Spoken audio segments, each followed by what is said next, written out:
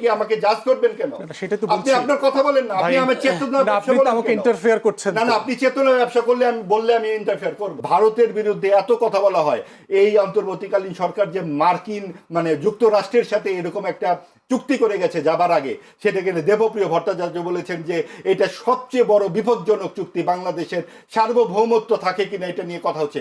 রাষ্ট্র বিনির্মাণ নিয়ে আমার কনসার্ন, যে রাষ্ট্র বিনির্মাণ করতে আমাদের রাজনৈতিক ব্যক্তি এবং দল রিপিটেডলি ফেল করেছে সেই জায়গাতে আর কি।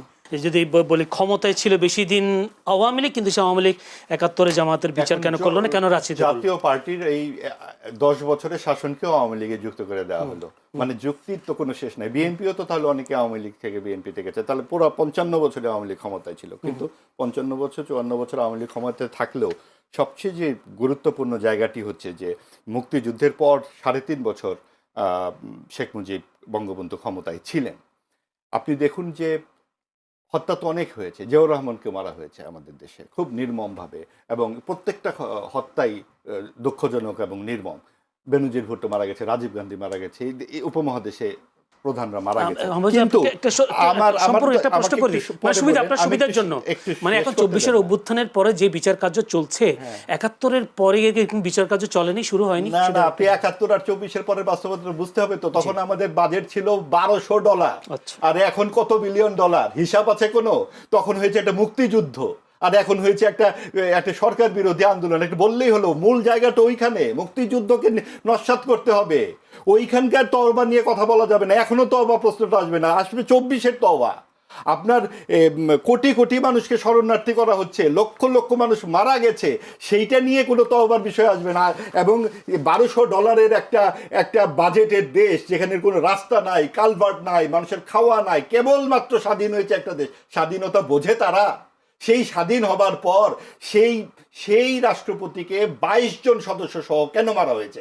ওই আদর্শের কারণে, যে এই আদর্শটাকে শেষ করে দিতে হবে। কেন মুক্তিযুদ্ধ করতে হলো তারপরে কোন কোন দেশ স্বীকৃতি দিল বাংলাদেশকে? একটু তাকিয়ে দেখুন বাংলাদেশে আন্তর্জাতিক পরিসরে তখন বাংলাদেশের অবস্থান কোথায় ছিল। আপনারা এই যে ভদ্রলোকে বলেন যে লক্ষ লক্ষ জাসদকর্মী মেরেছে শেখ মুজিব, আপনি একটু গণমাধ্যমে রিপোর্ট দেখাতে বলেন তো, কয়টা? হয়েছে সিরাজ শিকদার আর 2-3টা উদাহরণ ছাড়া কি আছে সামনে? এই ধরনের রাজনৈতিক হত্যাকাণ্ড কোন সরকারের আমলে হয়নি? কাজেই তাকে ছোট করবার জন্য, বঙ্গবন্ধুকে ছোট করবার জন্য এই সমস্ত কথা তুলে এই সম্পূর্ণ একটা বড় ধরনের হত্যাকে কেন হত্যাকাণ্ডটি ঘটেছে এই দিকে তাকালেই বোঝা যায় যে মুক্তিযুদ্ধের আদর্শটা কি, এবং তারপরে কি কারণে বঙ্গবন্ধু সেটা পারেননি সেটাও বোঝা যায়। এবং পারেননি বলে অন্য কেউ সেটা পারবে না, সেটা করবে না। আপনি তওবা তো আমরা করব, মানে আমি করব, আমি যদি কোনো অপরাধ করে থাকি। তো জামাতে ইসলামী এত সহি কাজ করে, কেন তারা নিজেরা তওবা করলো না? কেন তারা নিজেরা এই জায়গা থেকে আসলো না? কেন তখন তারা নানান রকম বয়ান দিতে শুরু করে সাম্প্রদায়িক দলগুলো? এমন অবস্থা হয়েছে 18 মাসে অন্তর্বর্তীকালী সরকারের আমলে যেন এই দেশে মুক্তিযুদ্ধই হয় নাই, ভারত এসে যুদ্ধ করে গেছে। এগুলো কেন হলো? কেন এই ইতিহাস নিয়ে নতুন নতুন ব্যাখ্যা আসলো? কারণ আমরা এখানে মুক্তিযুদ্ধটাকে বিতর্কিত করে তুলতে চেয়েছি, এবং সবকিছু ভারতীয় আধিপত্যবাদের নামে হয়েছে। ভারতের বিরুদ্ধে এত কথা বলা হয়, এই অন্তর্বর্তীকালীন সরকার যে মার্কিন মানে যুক্তরাষ্ট্রের সাথে এরকম একটা চুক্তি করে গেছে যাবার আগে, সেটাকে দেবপ্রিয় ভট্টাচার্য বলেছেন যে এটা সবচেয়ে বড় বিপজ্জনক চুক্তি, বাংলাদেশের সার্বভৌমত্ব থাকে কিনা এটা নিয়ে কথা হচ্ছে। এটা নিয়ে কেন কোনো কথা বলা হয় না? আধিপত্যবাদ শুধু ভারতীয় আধিপত্যবাদ? ভারতীয় আধিপত্যবাদের মধ্যে যদি বাংলাদেশ যুক্ত হতোই, তাহলে তো ভাই সরাসরি অঙ্গরাজ্যই হয়ে যেত। তাহলে কেন ওআইসিতে যুক্ত হলেন বঙ্গবন্ধু?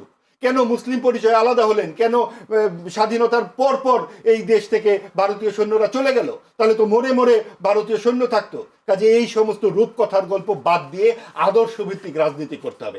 সাম্প্রদায়িক রাজনীতির মূল উদ্দেশ্য হলো আফগানিস্তান, পাকিস্তান, সিরিয়া, লেবাননের সাথে যুথবদ্ধ হওয়া।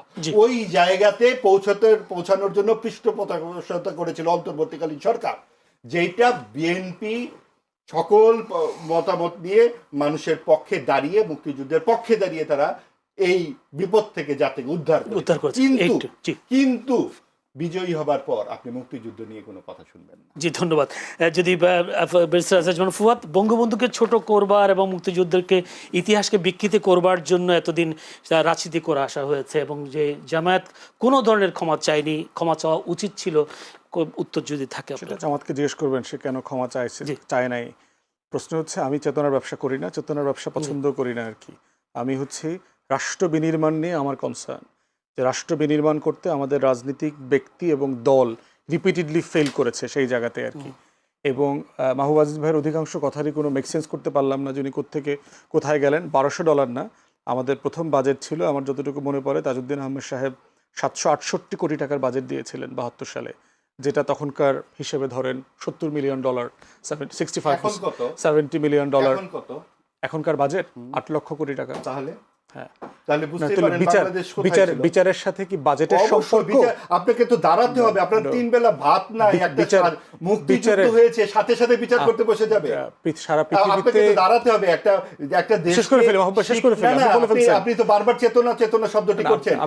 আপনি বলবেন, শেষ করে ফেলো। আপনার কথার মধ্যে সময় নাই, আপনার কথার মধ্যে আমি ডিস্টার্ব করব না। এটা ডিস্টার্ব না তো, আপনি বারবার চেতনা ব্যবসা কথা বলছেন। ঠিক আছে, মুক্তিযুদ্ধ কি করে চেতনা ব্যবসা হয়? ঠিক আছে, আপনি তাহলে কি আমরা রক্তপাতের কথা বলবো? আপনি বলেন না, আমরা জবাইয়ের কথা বলবো? সবকিছু বলেন, তাহলে কি আমরা যা মনে চায়, না যা মনে চায়, যা মনে চায় বলেন না ভাই।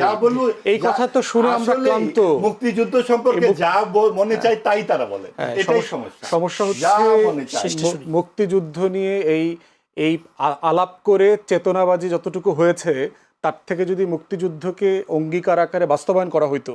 মুক্তিযুদ্ধের অঙ্গীকারের সাথে প্রথম বেইমানি করেছে কারা? আওয়ামী লীগ করেছে। এই জন্য আমরা বেইমানি অব্যাহত রাখবো। এই জন্য শেখ মুজিব করেছে। বেইমানি অব্যাহত রাখবো, আমরা মুক্তিযুদ্ধের নতুন ইতিহাস করব, কারণ আওয়ামী লীগের এটা পৈতৃক সম্পত্তি নয়। মাহবুব ভাই, শেষ আমরা করি। কেন মুক্তিযুদ্ধের কথা বলবো?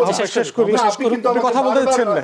এটা তো হয় না। না, না। আপনি চেতনা ব্যবসার কথা বলছেন, এটা কি আপত্তিজনক কথা? আমি একবারও বলছি আপনি ধর্ম ব্যবসা করছেন। না, ঠিক আছে, আপনি ধর্ম ব্যবসা কেন করছেন? বারবার আপনি ধর্ম ব্যবসা করছেন, ধর্ম আপনি আনতেছেন তো, আপনি বলছেন তো এটা এখন বললাম না, এর আগে বলেছেন। না, কখনোই বলেন, কখনো ধর্ম ব্যবসার কথা বলেই না। রক কাটার কথা আনছেন এখন কেন? বলছেন আপনি। না, রক কাটার কথা আপনি প্রতিবার আনেন কেন? এই যে চেতনা ব্যবসা, মানে আপনি আমার আলোচনার সাথে রক কাটার আলোচনা আমার আসে কিভাবে? আলোচনার সাথে চেতনা ব্যবসার কোথায় না, সম্পর্ক? কারণ হচ্ছে এই আপনার বক্তব্যটা আমি গত আওয়ামী লীগের আমল 17 বছর ধরে শুনে আসছি। কেন আপনি আওয়ামী লীগের, কারণ মুক্তিযুদ্ধ খালি 17 বছর ধরে শুনছেন, আওয়ামী লীগের 71 কাছ সালের পরে থেকে মুক্তিযুদ্ধ শুনেন নাই? না, মুক্তিযুদ্ধ প্র্যাকটিস করছি, বেশি শুনি না। তাহলে কেন প্র্যাকটিস করছি মানে আর কি? practice করি। প্র্যাকটিস মানে হচ্ছে যে বঙ্গবন্ধু ভারতের চর, এটা বলা মুক্তিযুদ্ধের ইতিহাস এইটা? সেটা বলার যথেষ্ট এইটাই। এভিডেন্স আছে। এই আর কি। শেখ মুজিব আপনি- মুক্তিযুদ্ধ না, হ্যাঁ, শেখ মুজিব মুক্তিযুদ্ধ না। মুক্তিযুদ্ধের নেতা, প্রধান নেতা, এবং শেখ মুজিব মানে আওয়ামী লীগ নয়। এবং মুক্তিযুদ্ধ তাজউদ্দিনের আলাপ আসে না কেন? তাজউদ্দিনকে মুক্তিযুদ্ধ থেকে বাদ দিলেন কেন? আওয়ামী লীগের ব্যক্তিগত সম্পত্তি নয় মুক্তিযুদ্ধ। মুক্তিযুদ্ধ বাংলাদেশের মানুষের সম্পত্তি। সেটা কি অস্বীকার করেন? অস্বীকার করছেন, একটা বারও বলছেন না মুক্তিযুদ্ধের বাংলাদেশে মুক্তিযুদ্ধের আদর্শকে বাস্তবায়ন করতে হবে। আমি আপনার মতো অপ্রাসঙ্গিক কথা বলি না। ধর্ম এটা অপ্রাসঙ্গিক কথা, কারণ মুক্তিযুদ্ধই আপনাদের কাছে ভাই ভাত অপ্রাসঙ্গিক। খাইছেন কিনা আপনি 71 দিয়ে শুরু করেন। আপনার রোগটা বলি কথা হচ্ছে কি, মাহবুব ভাই, আপনার ধর্ম রোগটা বলি। ব্যবসা আপনারা করেন, মাহবুব এবং ভাই, এই কারণেই আপনারা একটু মুক্তিযুদ্ধকে বলতে দেন, চেতনা ব্যবসা একটু বলতে দেন। একটু শুনে শেষ করি। বলির আর কিছু নাই। আপনার চেষ্টা করে ফেলো, আপনার রোগের সমস্যা আমার রোগ আমার কাছে থাকতে বলেন, আপনি ভাই, আমার যুক্তি বলবেন। বলছি আমি তো। কি বলছি, আপনি আমার রোগ ধরছেন, আপনি কি আমাকে জাজ করবেন কেন?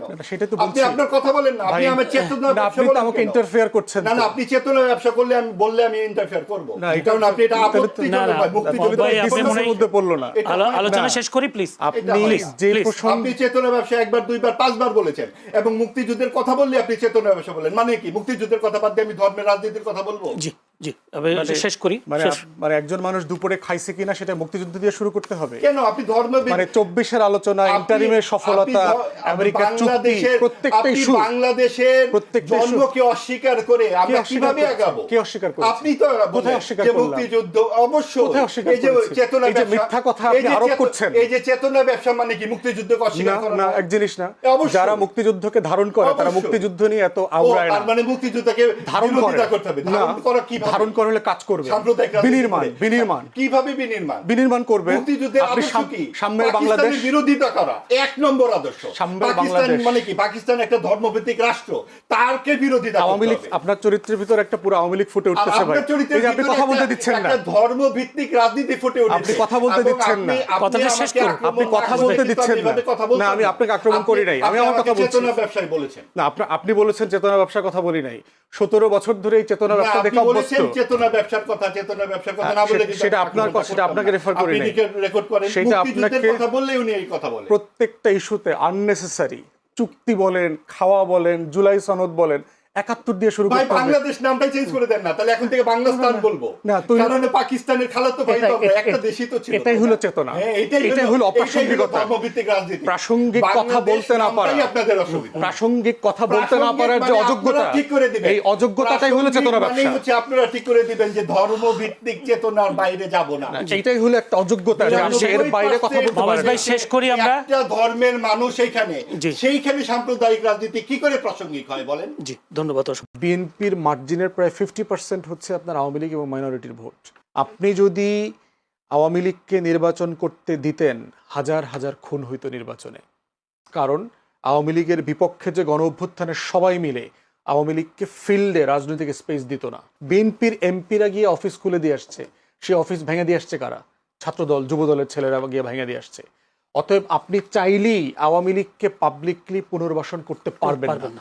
মাহবুব আজিজ ভাইয়ের একটি অভিযোগ যে আপনি যে বড় কেকের কথা বলেছেন আওয়ামী লীগের, সেই বড় কেকের কথা নির্বাচনের আগে মনে ছিল না, এখন কেন সব দলগুলো সেই বড় কেকের দিকে নজর, সেই প্রশ্নটা তিনি করেছেন। না, নির্বাচনের আগেও মনে ছিল, নির্বাচনের আগে মনে ছিল বলেই তো বিএনপি নেতারা অ্যাক্টিভলি, ইভেন শেখ হাসিনা কদিন আগে বলেছে না যে বিএনপি নেতারা নির্বাচনের আগে আমাকে কন্টিনিউ ফোন দিচ্ছে, জামাত ঠেকান, এই জামাত জিতে যাচ্ছে, আপনাদের নেতাকর্মীদেরকে ভোট দিতে বলেন।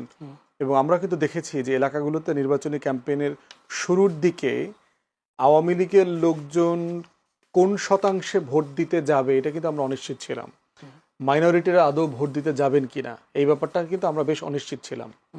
নির্বাচনের যে আগের যে 2 দিন ক্যাম্পেইন থাকে না, সেই 2 দিনে আপনার ব্যাপক মনস্তাত্ত্বিক পরিবর্তন দেখলাম মাঠে। এবং এটা আমি বিভিন্ন আসনে যে খবর নিয়ে দেখেছি, সিরিয়াসলি দেখলাম যে যেটা এলাকায় যারা রাজনীতি করেন, যারা কেউ আশাই করে নাই যে আওয়ামী লীগের এই লোকজন ভোট দিতে আসবে, তারা সবাই ভোট দিতে আসছেন, একটা বড় সংখ্যা আসছে। এবং বিএনপি যে মার্জিনে জিতেছে, কারণ বিএনপির রাজনীতির কারণে তার ঐতিহাসিক ভোট ব্যাংকের একটা বিশাল অংশ ডানে শিফট করেছে। অতএব বিএনপির মার্জিনের প্রায় 50% হচ্ছে আপনার আওয়ামী লীগ এবং মাইনরিটির ভোট। এবং এই ভোটটা শেষের 1-2 দিনের ভিতরে এটা মোবিলাইজড হয়েছে। এবং লোকাল এলাকাতে দেখলাম যে মোটামুটি ওই বিএনপি নেতাদের শেল্টারে আওয়ামী লীগের লোকজন আসছে, মাইনরিটিরা আসছে, ভোট দিয়ে চলে গেছে নিরিবিলি নিরাপদে। মানে কেকের ভাগ নিয়েছেন। এক্স্যাক্টলি।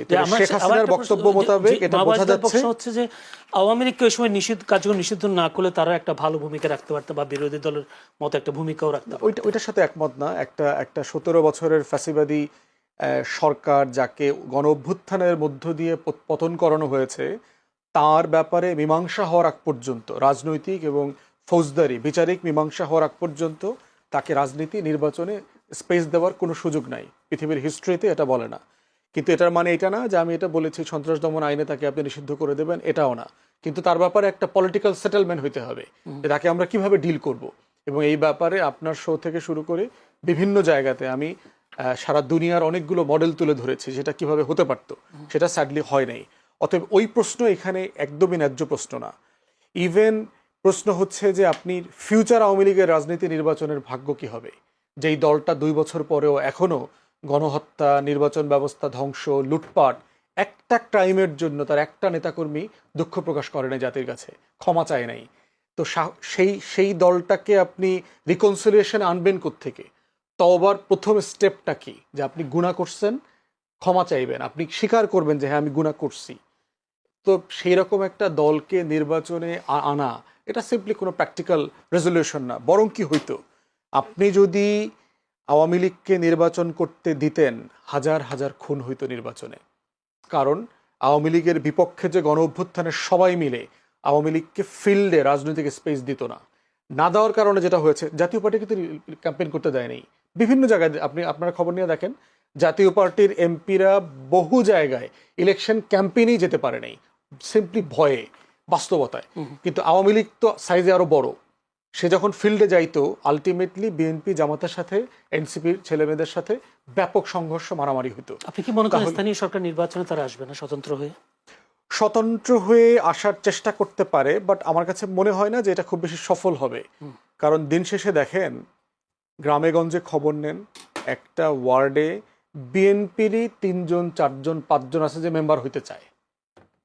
তাহলে বিএনপির এমপি এর মেম্বার হইতে চায় এমন লোকগুলা চাইবে যে কেন্দ্র থেকে তাদেরকে সবুজ ইঙ্গিত দিছে এই আওয়ামী লীগের লোকজন নির্বাচন করতে চাইলে ডিস্টার্ব করিও না, আর সে মেনে নেবে। সে 17 বছর ধরে জেল খাটায় ছিল না, মামলা আসামি ছিল না, ধান খেতে পাট খেতে ছিল না, তার একটা ক্ষমতার আকাঙ্ক্ষা আছে না, সে নির্বাচন করতে পারে নাই, রাজনীতি করতে পারে নাই। এখন যারা তাকে জেলে ভরছে, মিথ্যা মামলা দিচ্ছে, ধান খেতে পাট খেতে লুকায় রাখছে, যার কারণে বিএনপির লক্ষ লক্ষ নেতাকর্মীদের ব্যবসা বাণিজ্য পরিবার ক্যারিয়ার সব ধ্বংস হয়ে গেছে, ছাত্র দলের হাজার হাজার ছেলে মেয়ে নিঃস্ব হয়ে গেছে, তাকে আপনি আজকে আবার বলছেন তার খুনিকে পলিটিক্যাল স্পেস দিতে? সিম্পলি এটা প্র্যাকটিক্যাল হবে না। এবং বাস্তবে দেখেন, বিএনপির এমপিরা গিয়ে অফিস খুলে দিয়ে আসছে, সে অফিস ভেঙে দিয়ে আসছে কারা? ছাত্রদল যুব দলের ছেলেরা গিয়ে ভেঙে দিয়ে আসছে। অতএব আপনি চাইলেই আওয়ামী লীগকে পাবলিকলি পুনর্বাসন করতে পারবেন না। এটার রাজনৈতিক বিচারিক মীমাংসা হইতে হবে।